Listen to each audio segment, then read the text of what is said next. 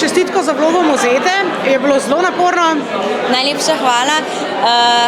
Naporno, ja, srednje. No, sem že pela kdaj kakšno večjo vlogo, ta je tretja, četrta, mogoče po vrsti, ampak ima za mene en poseben sentimentalen pomen, ker sem v tej predstavi pela že kot otrok, kot 10-letna deklica in imam tukaj danes tudi prijateljico, ki je bila z mano v zborčku in ja, je res nekaj posebnega zdaj pet pa vlogo Mozete. Zdaj tu v tej predstavi Boemi ves denar, ki ga dobijo, nekako namenijo pijači in hrani. Zakaj pa ti najraje zapraviš denar? Ojoj.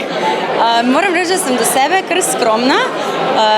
Rada obdarujem prijatelje, sploh tako za kakšne torej božič ali pa te razna praznovanja.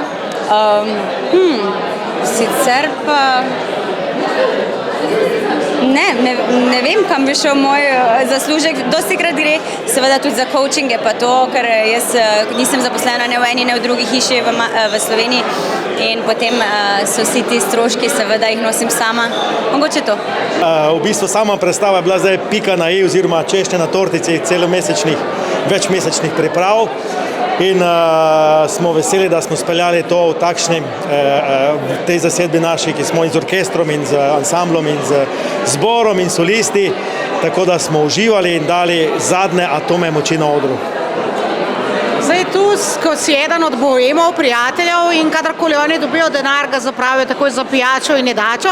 Zakaj pa ti zapraviš svoj denar?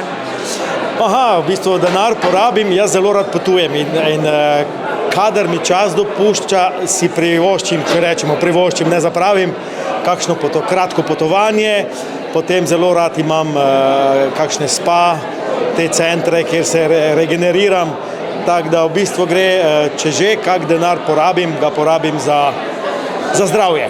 Kako je bilo vam kaj všeč današnja La Boheme?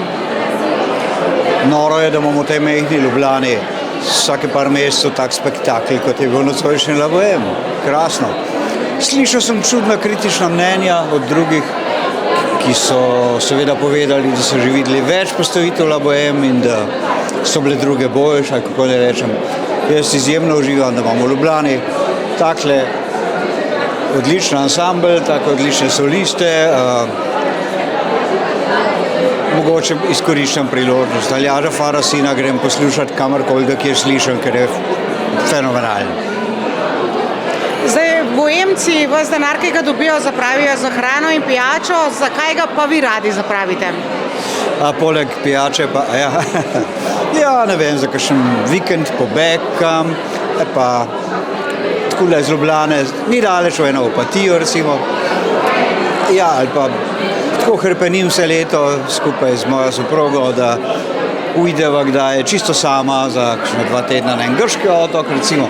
To so take male sanje, ki si jih sproti lahko uresničuješ, da se malo polepšaš boemsko življenje. Ja, super je bila, mislim, da so vsi solisti nekako zavzeli cel oder in sem bil zelo navdušen nad celotno izvedbo. Mislim, opera ni lahka, tako da v bistvu vse čestitke vsem nastopajočim. Zdaj v operi Boemi, kar dobijo denarja, ga zapravijo za pijačo in hrano. Zakaj pa ti najraje zapraviš svoj denar? Ja, v bistvu najprej normalno, da gre denar za preživetje, torej za hrano in pijačo, pol pa v bistvu različne te, kako bi lahko temu rekli, malo luksuzne stvari, obleke, ne vem, zavarovanje za avto, ne vem, karkoli, v bistvu.